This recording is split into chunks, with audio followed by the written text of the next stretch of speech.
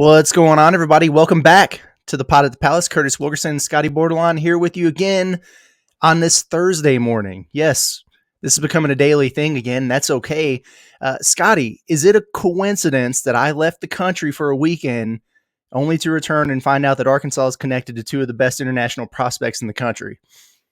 Yeah, I mean, it just tells me, like you mentioned the other day that you talked to Cal about telling DJ to hold off on his commitment. You went out of the country, and now, I'm pretty sure that you're like an international scout. Yeah, Like you're the eyes for Cal. He scratches my back, I scratch his kind of deal. So we'll see what we can do here. But no, very cool stuff, man. So shout out to the ultimate burner, Trilly Donovan, last night for dropping the bomb on his Discord that Coach Cal is heavy in pursuit of a pair of really, really talented international prospects in elite point guard Nolan Traore out of France, and very, very versatile perimeter piece in Eigor Demin out of Russia. Okay, cool. Who the hell are they? Well, that's why we're here today, right? Just massive, massive international talents. You're going to be wearing NBA jerseys, I think, sooner rather than later. And before we even get started, like I don't know that either of these guys are a given for Arkansas right now by any means. No clue on their timelines or anything like that just yet. I also don't get the sense that this is a situation where the staff would take both or be able to get both for a number of reasons. I could be wrong. But this is very, very intriguing. It adds a new layer to how Arkansas might fill out this roster when, just yesterday, and rightfully so, we were pretty much dialed in on, the top remaining transfer portal prospects. But hey, shout out to Coach Cal and his staff for moving different yet again and expanding this thing overseas. Yeah, I mean, wasn't Cal on that podcast talking about how, he wanted to have like some international guys who had just finished playing be like his GAs or whatnot? Maybe he was just like on my roster, actually. Yeah, exactly. I'm gonna do a little bit of that. And like these two guys are really intriguing. I know you shot me a text early this morning. Started looking into them, and they're both really intriguing. Yeah. One of them, Nolan Traore, I think it's Traore or Traore. I liked what I saw in his tape, man, but I like it again. Like, I think it's kind of based on what happens with DJ. I mean, both of these guys, when I was doing some looking into them, they've got like heavy Gonzaga interest, heavy Illinois interest. Sounds like heavy Arkansas interest now too. So it's pretty interesting. It would be, after we spent like a half an hour yesterday talking about the best of the rest in the portal, it would be, pretty fitting that Cal doesn't get any of those guys and goes after some international talent Naturally to round this thing out. He's got to get the freshman in here. He's going back to his old ways, right? Right. Let's talk about both these guys individually, and then maybe we'll chat about it big picture and get out of here pretty quick today. Nolan Traore, 17 years old. I've seen him listed anywhere from 6'3" to 6'5". We'll call him 6'4", and about 185 pounds. So decent size there for a freshman point guard. You're right. Yeah, you listed a couple of the schools there. Saw an article a little while back by 24/7 Sports that said he had visited Gonzaga and Xavier and Bama in the past, but it's been fairly widely believed that he would probably stay in Europe, where he's currently playing in the top pro league there in France, just until he's eligible for the draft in 2025, where he's a projected lottery pick by a lot of outlets. Scottie, I went back and I watched the Nike Hoop Summit game from last month in Portland, where it's Team USA versus the Team World. He was obviously on Team World. Nolan was one of the best players on the floor, man. He had 18 points in that game. He was 8 of 14 shooting with 4 assists. I don't know. I know that there's a variety of highlights and film out there. I don't know if you saw any of that, but yeah. He blew me away. And then I went and read some of the articles from other guys who played in that game, coaches who coached in that game, who were just really, really, really impressed with his maturity and just the way he sees the floor and plays the game at such a young age. Just a hell of a talent. Yeah, for sure. I think we probably read some of the same stories on this kid. I looked him up, do a quick Google search for Nolan Traore. He's going to turn 18 the day before my youngest, who's home with me right now. Hopefully he doesn't make a whole lot of noise. But later this month, he's not turning 18 till later this month. So he's got You know, a lot of room to grow, obviously, being a youngster. But yeah, the word was he was the best point guard on the floor in that game. Boogie Flan was in that game, How if I'm about not that? I'm not mistaken. Yeah. Looks to me like he's already really comfortable playing the pick and roll game. Oh Um, man. really easy to play with, and I think that's kind of what blew me away reading some of those quotes. And one of his teammates, I think, said he was, quote, the best point guard he'd ever played with. I always kind of take that stuff with maybe a grain of salt when you're talking about like getting quotes from 16, 17, 18-year-olds because, Sure. you know, but, you know, How first many time point guards playing. have you played with, dude? Yeah, exactly. Probably not that many, but um, yeah, he made an impression on the coach, like kind of an extension of a coach on the floor out there. Plays with really good pace, I think, and um, I would. It was interesting to me. Like I went back and I found his stats. I think it was on like Real GM, and he didn't shoot the three that well, True. Yeah. but the shot looked fine. I thought so So, too. so yeah, maybe that's an area to grow there. But um, another thing that jumped out to me, and we talked about it a little bit, actually a lot, when Josh Cohen committed. You know how he was kind of comfortable being awkward, and I guess it's just like the international flavor a little bit, but a little comfortable being awkward, like right hand shot off the right foot, left hand shot off the left foot, that kind of stuff. He's Yeah. super comfortable doing that kind of stuff. So super crafty, I thought, around the rim.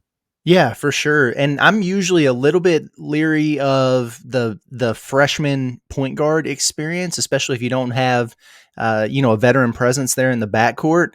But I don't get a lot of those reservations with this kid, and I probably need to watch more to get a really really good feel about it. But his basketball IQ at his age just really jumps off the page to me. He just there were a lot of comments about how he sees the floor and sees the game a little bit differently, and I think that showed in a lot of the clips that I watched. It was like he was almost always a move ahead on the chessboard, and Yeah, that's hard to do as a 17-year-old.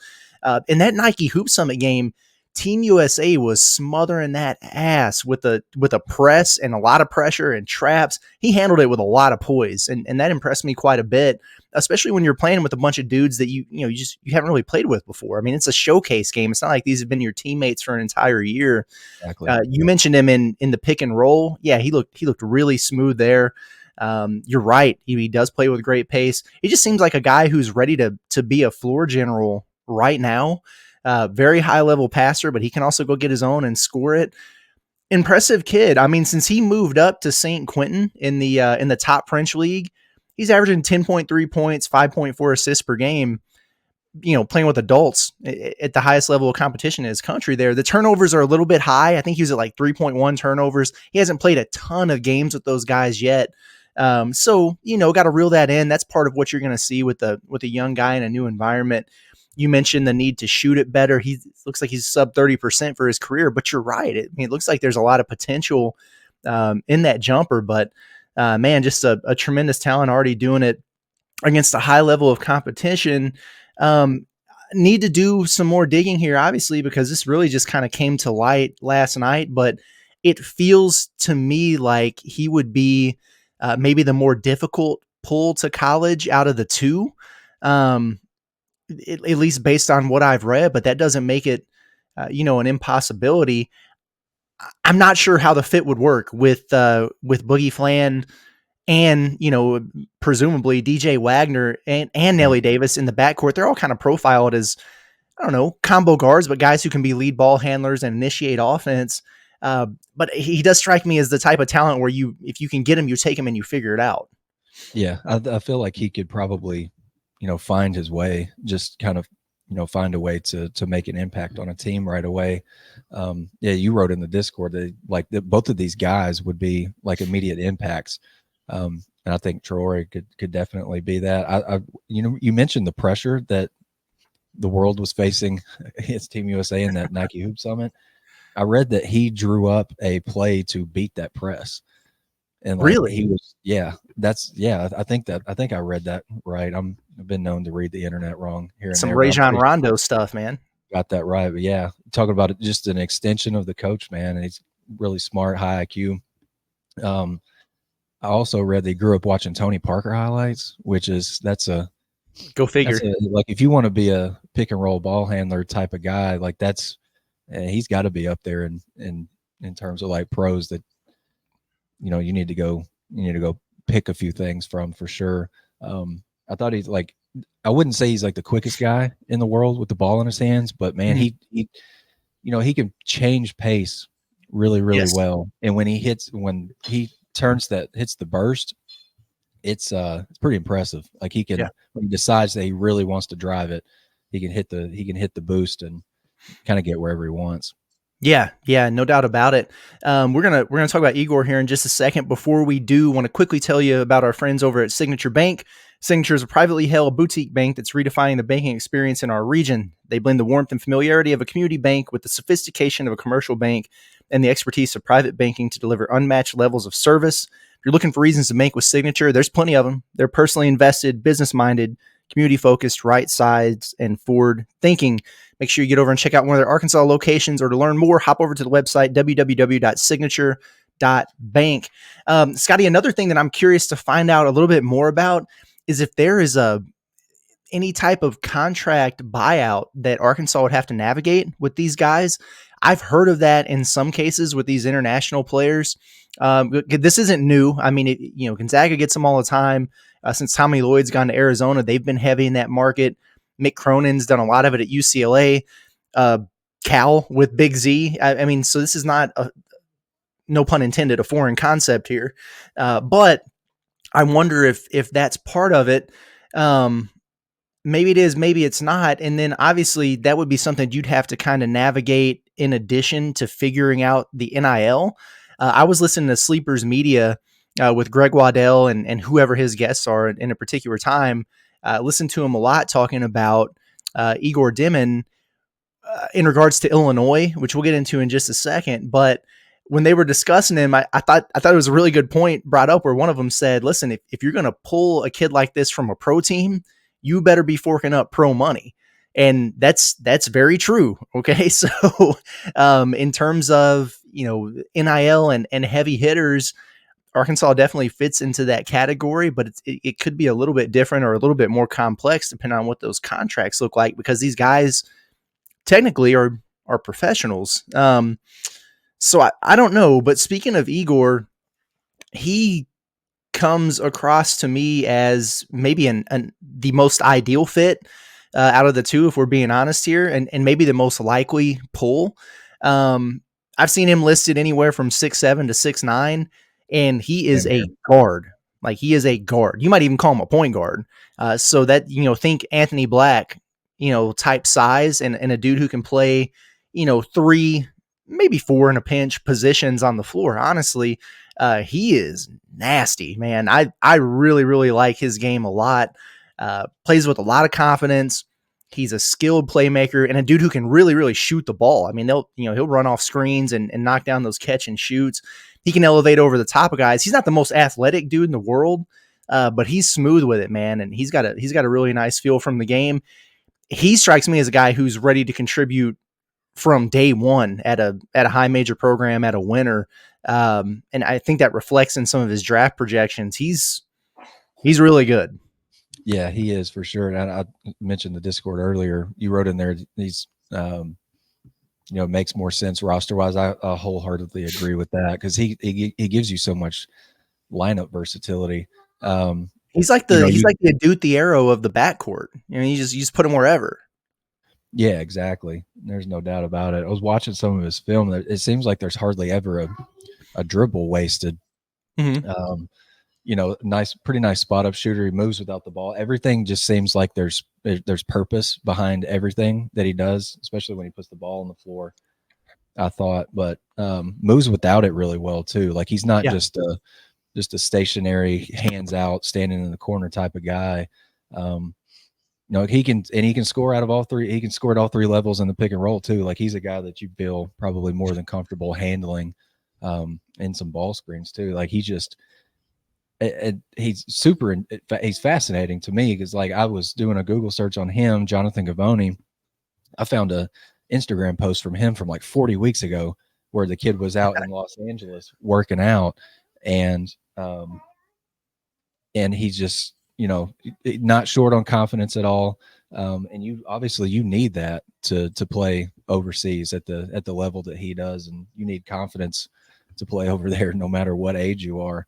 I Yeah. was getting a little bit just from a sheer shot perspective, and just the fact that his shoulders always seem square to the rim.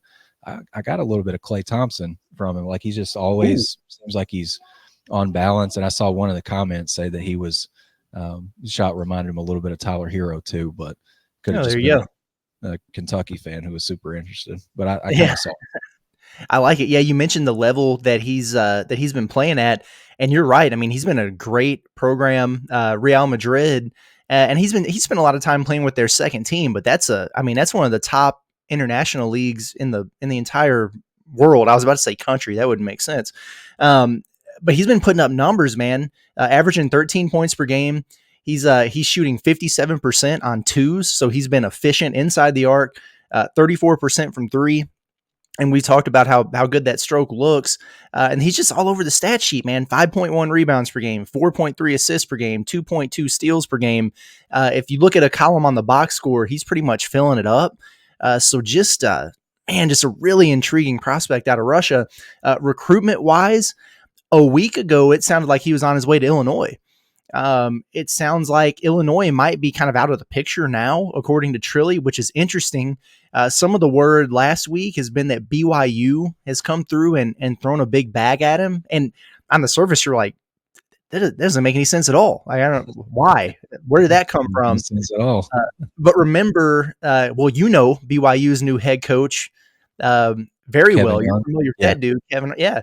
And so he has been a long time top level NBA assistant who's probably had his eyes on this kid for a while for NBA draft purposes. So I'm sure he's very familiar.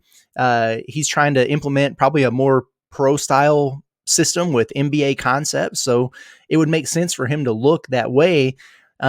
We also know that Arkansas has that funny money, right? If they want to make it happen. And the indications are that Cal's in heavy pursuit of both of these guys. And I think the wording was, all over Demin here with and trying to convince Nolan Traore to stay away from the pros. And so we'll see what comes of this, but it is really intriguing. And I think the questions are, how realistic is it? How much sense does it make?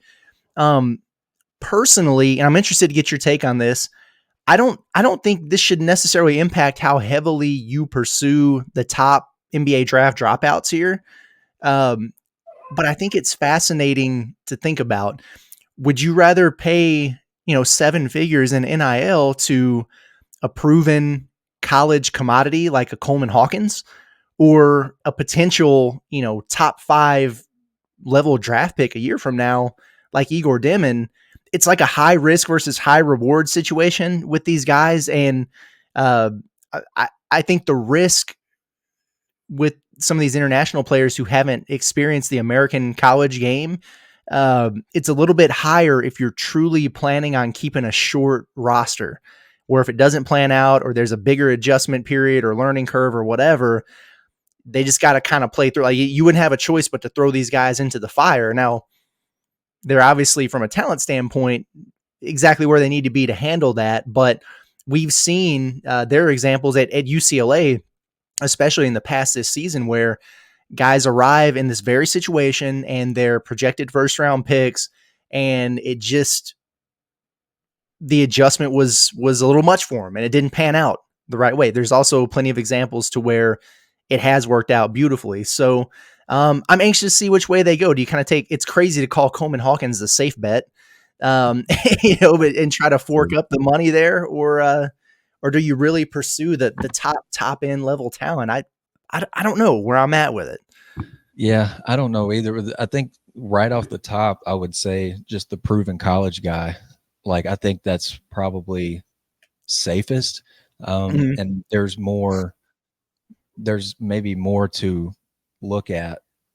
Like, this though, these international kids, um, they're built different Yeah, sometimes. Like, there's like an edge, a nastiness in like a good kind of way to them. Like, some stuff to them. You know what I'm saying? sure. Like, that kind of stuff you don't get in American college players all the time. So that part I think is really intriguing. And there's like I would probably say there's a fearlessness in some of the international kids. Like the environments that they play in over there sometimes are just absolutely nuts. Like Crazy.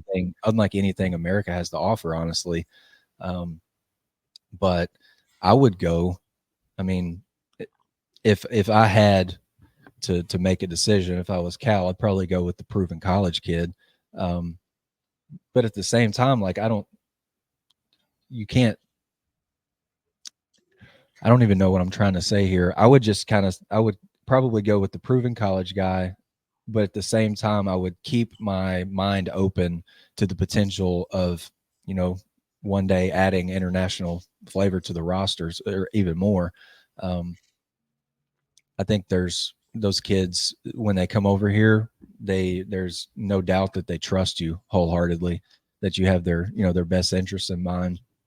You see that with Big Z, like he followed Yeah. Cal to Kentucky and he followed Cal to Arkansas now. So there's a trust factor there.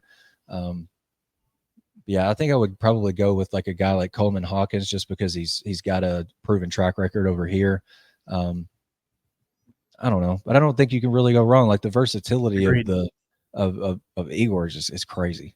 It's It nuts. Yeah. really is. He can It'd give be a you lot of some of fun. that just like on a younger version of that. But I if I tell had to you take what, my pick, I'd go with Coleman Hawkins probably. here's what we have to remember, Scotty. It's not our money. It's John Tyson's. That's So right.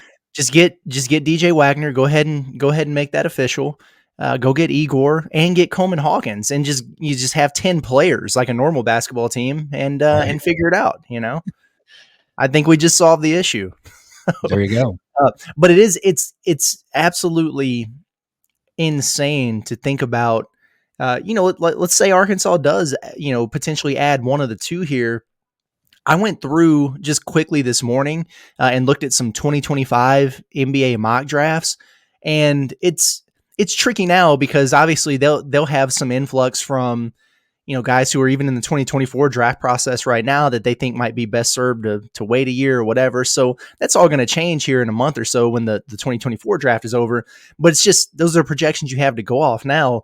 But I want to read to you some of these and just see what you think. Gavoni over at ESPN, you mentioned him earlier.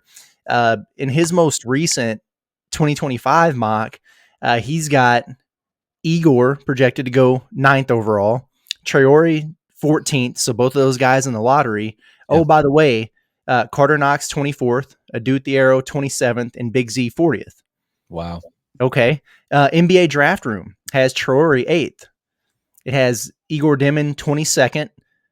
Oh, by the way, it has Big Z 15th, Boogie Fland 16th, Carter Knox 21st, Adut the Arrow 30th, DJ Wagner 37th.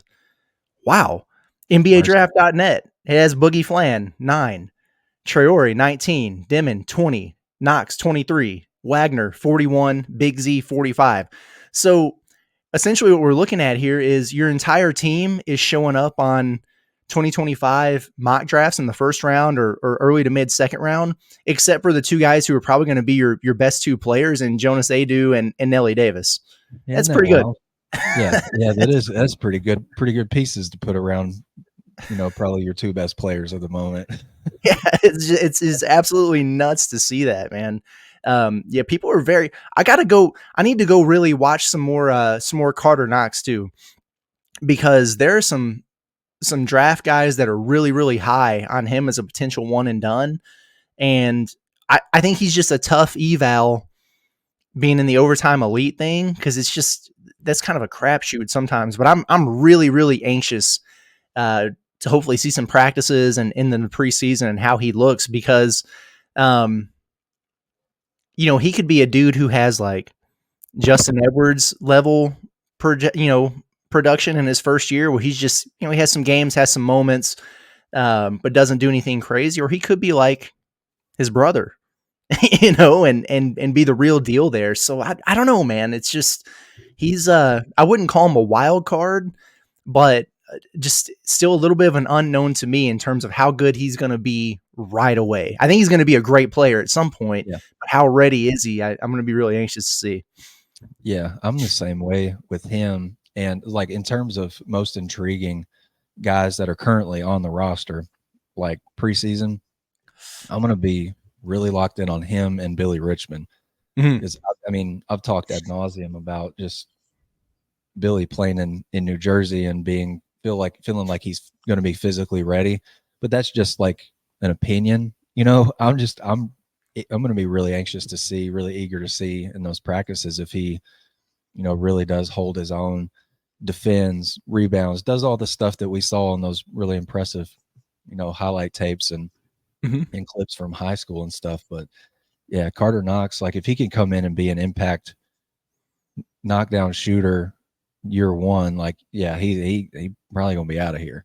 Changes Um, things. Yeah. yeah, and it does change things. It definitely, I think it could raise the ceiling of this team. Um, gonna be really interesting. Like I just and Yeah. Billy Richmond to me is probably he's probably at the top of my most intriguing, but Carter Knox yeah, he's right there knocking too. Yeah. Yeah, for sure, man. It's exciting times No pun and intended on that, by the way. yeah, you know, it's fine. It's good. We've had a lot of no pun intended this morning in a short But amount of time, but no, that's. I think we can pretty much wrap it up here. We just wanted to hop on and talk about these two international guys because these aren't. I mean, unless you're really a sicko like us in the weeds, the international scene you don't really follow it too much until it becomes a thing. And honestly, I didn't know that much about Egor until I just had read in passing about him in Illinois last week, but I hadn't really studied him that much. I was unfamiliar with your game, as Shaq yeah, would say. So, I'd heard of Nolan Traore before, but same, not Igor. yeah, Not Igor. And it's fascinating that he's, you know, projected maybe a higher pick in next year's draft than Traore. It's crazy. right. Yeah, no, it's pretty wild. So we'll see what develops there, but it's definitely a pretty fascinating turn of events, and it's kind of crunch time. It's like we said yesterday, we're less than 2 weeks out from the team getting moved in onto campus. That doesn't mean you can't add anybody later, and Cal's been known to bring dudes in midsummer or whatever. But you get to the point where the combine's starting to wind down. Those guys are going to be forced to make their decisions on, all right, am I going to stick this thing out in the draft and embrace the grind, or am I going to go back and get paid in college and try to play for a winner? And then you got these two international dudes in there too, and Arkansas has still got a couple 3 roster spots left that they want to fill. So exciting times. Hopefully you're a little bit more familiar with these two international guys, and we'll continue to follow it. And I don't know, man. We'll see what tomorrow brings. Again, like it's just become a daily thing again. So I anticipate, probably doing another show tomorrow. We'll see. Yeah, man, I don't hate it. And listen, if anybody wants to maybe get more familiar and kind of see where we pulled our notes from in terms of their games, they both have college basketball scouting videos. Yeah. They just search their name and that, and it's not like the super in the weeds synergy type numbers, but it's like here's where he scores, and it's literally like everywhere you could possibly score a basketball. True. But there's several clips from like each of those aspects of their game, so it's pretty interesting for sure. Yeah. Yeah. No doubt about it. Okay. Well, Scotty, I think we're done here, brother. I think so. We said 20 minutes. We went 30. That's not bad. That's not bad at all. Yeah. I mean, we set a goal and then we're I guess overachievers. I guess if we want to, that's our own personal spin there. Well, we're Just yeah, we're kind of like we're like what we think Coach Cal is going to be, right? Like he sets the bar low and then over delivers. Oh, we're going to have 8, 9 guys. Nah, he's going to wind up having 8 to 9, transfers and freshmen from the states, and he's going to get some international guys to exactly. sweeten the pot a little bit. So, all right, Getting the everybody, appreciate everybody for tuning in. As always, make sure you get subscribed. YouTube channel, Natty State Sports. Check out the written content, nattystatesports.com. For Scottie Bordelon, it's been Curtis Wilkerson, the Pot at the Palace, and we will talk to you guys again very soon.